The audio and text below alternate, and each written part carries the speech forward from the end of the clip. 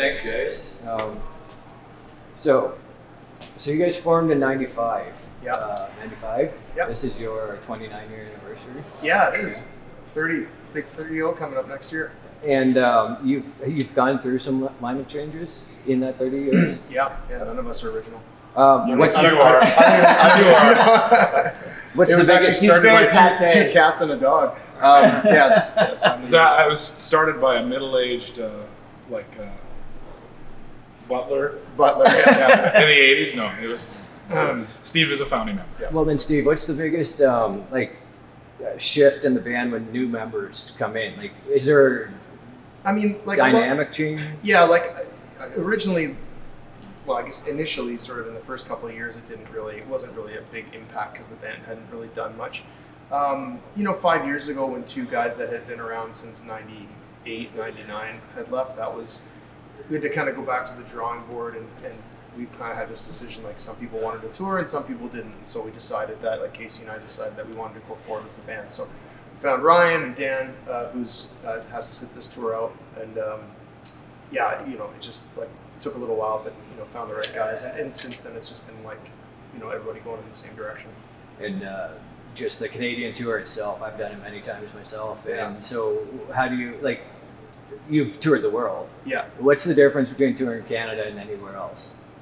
For anybody that's never done it. I mean, for the better part of 95 to probably 2000, it was just Canada that we did, right?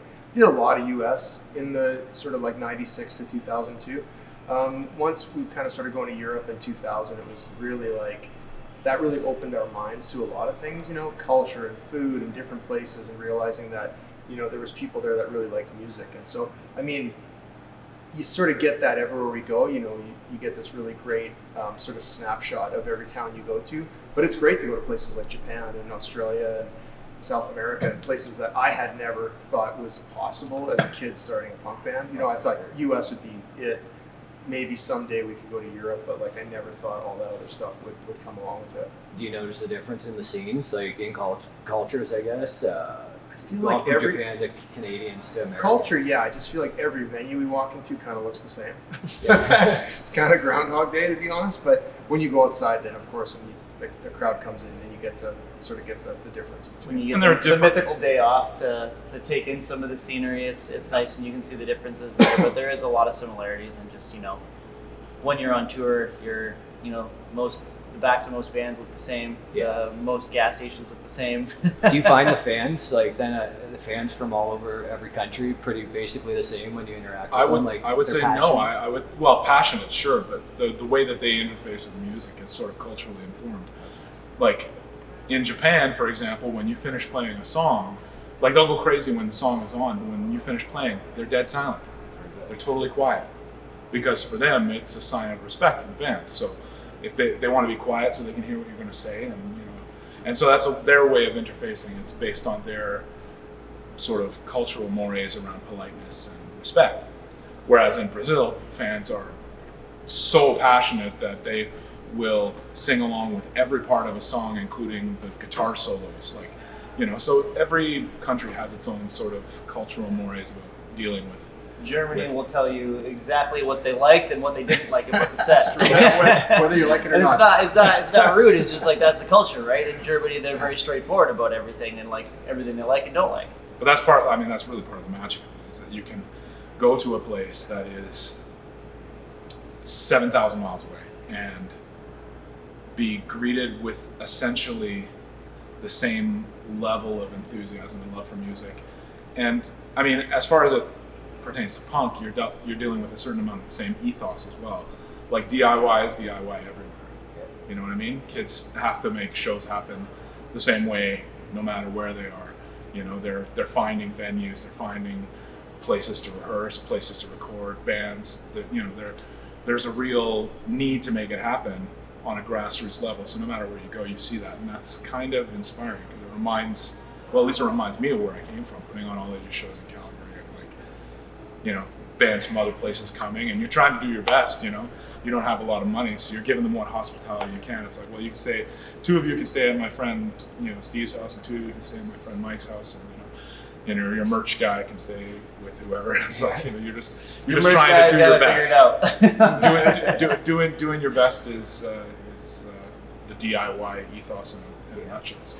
Well, individually, like, what's each of your favorite city in the world that you play? Like, That's- when I you don't got a know. world tour or whatever coming up, you're just like, I can't wait to do Paris. I can't wait to do Tokyo.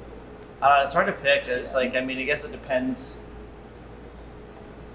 It depends. I don't know. There's lots of good stuff. I guess it depends on what you are excited for or how long it's been between places. Sometimes will affect it. You know what I mean? If you've been to one place a lot recently, it can be more exciting to go somewhere else just because you haven't been there in a while. Yeah.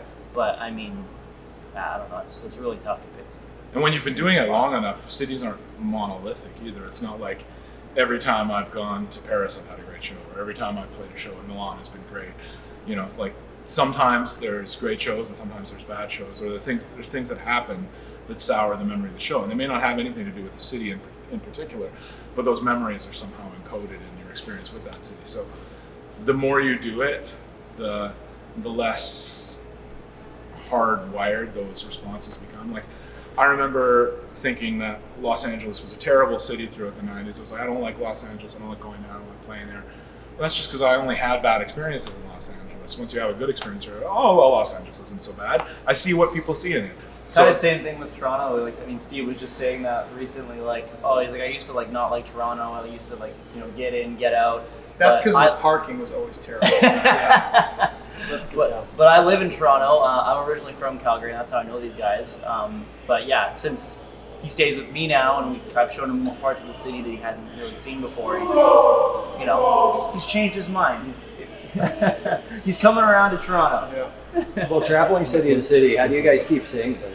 Sorry, I just want to expand on something you guys have said, because you guys are from Calgary, and I did get to live there for 10 years, and I was doing music while I was there. Do you have a favorite Calgary venue, like a small, like for us it was Vern's, like stuff like, do you guys have a place like that in Calgary that is just like your absolute, if you were going to book a little show, like that would be the bar?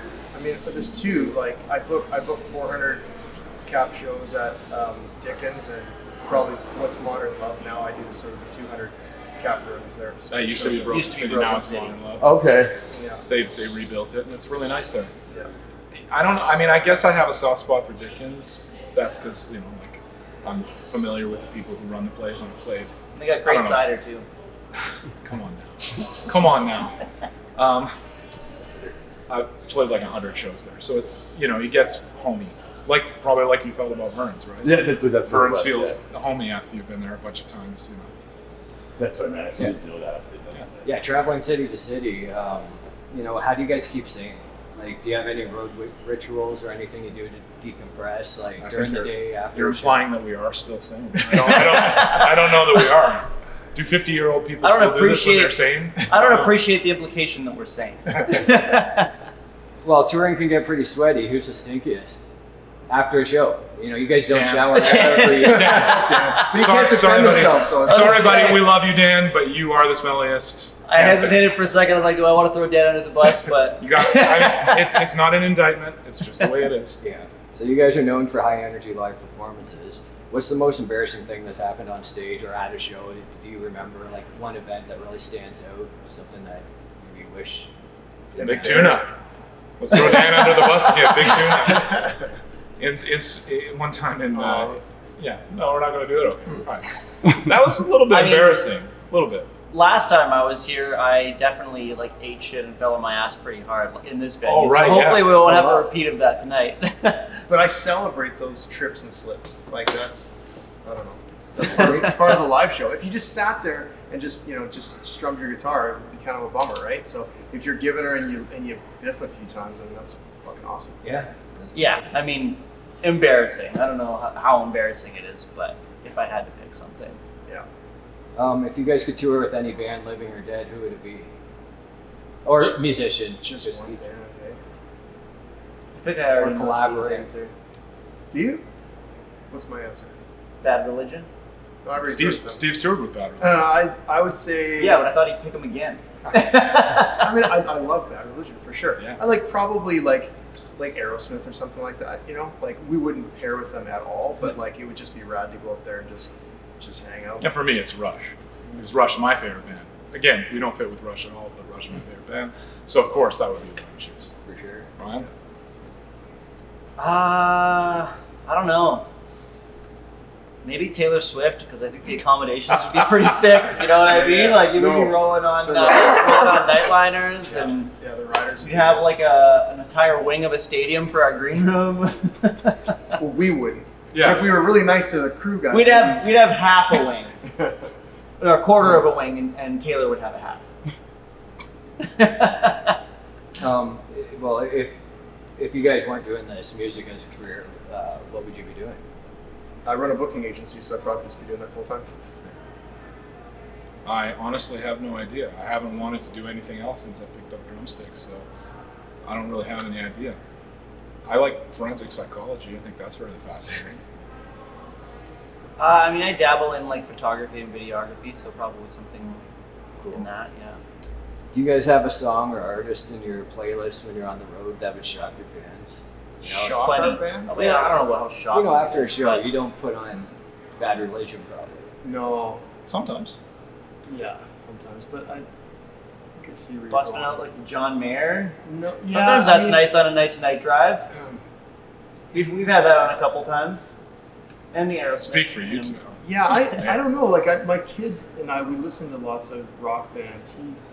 Yeah, like a lot of the bands that I'm booking, like Anti-Queens or, you know, Melon Ball. That's in 4 AM, band from Belgium. That seems to be like kind of what's in the playlist. I don't listen to a lot of music outside of that, so I usually keep, like even in the van, like Josh was talking about how we don't listen to music in the van, but everybody just kind of does their own thing, and I kind of like the silence. So Yeah, we don't. I feel like we kind of take a break from music in the van sometimes, but I mean, I've been bumping some Chappell Roan lately though. That might be a little bit surprising. I don't know. Some hot songs there. I like to listen to music when I'm the one who's driving because it helps to keep me awake. But I feel like we listen to music more so on late night drives to keep ourselves awake. Yeah. During the day, we're usually pretty like chill. I like I don't know. I work at a recording studio when I'm not on tour, so music is always part of what's going on. So when I do listen to music, I like to listen to things that are not demanding too much of my attention. So a lot of the times I'll just put on 80s playlists because those are songs that are familiar to me and they don't ask too much of me. Yeah. I can just keep them on at a level and it's just there. So If there's a zombie apocalypse, which member would die first and who would actually survive? Sorry, Dan. this isn't fair because he's not here. I also feel like I've been preparing for this since I was 9 years old. I've been. I mean, a horror movie- Casey would be the most prepared. Yeah. Dan would be the least prepared, and I don't know where Steve and I would fall. I feel pretty prepared, but probably not as prepared as Casey. I've been a horror movie fanatic since I was, knee high to a grasshopper. So like, I've got it all in my head. This is what I'm gonna do. So I'm that kind of guy. So I think I would be the most survivable. But it's not always the toughest or most competent or most surviving sort of individual in a movie that survives. Sometimes it's got to be one of the regular folk. A lot of times that's the case. Cool. Well, thanks, guys. What do you have coming up? You're on tour right now, this Canadian. Yeah, Is it, this is just under 2 weeks with a 30-0 Melon Ball, and then we go to mostly California in November with 30-0 and Mad Caddies. That's the last tour of the year. I'm doing a bunch of driving and booking for some other bands in the Western Canada, but next year there's some Europe stuff and maybe some South America. So we're just cool. And hopefully a new record. hopefully a new record. Right on. Well, thank you guys for doing this. Yeah, we thanks for having appreciate it. us. And good luck at the show tonight. Yeah, thanks. Have a great time. Cool, man. Thanks. All right.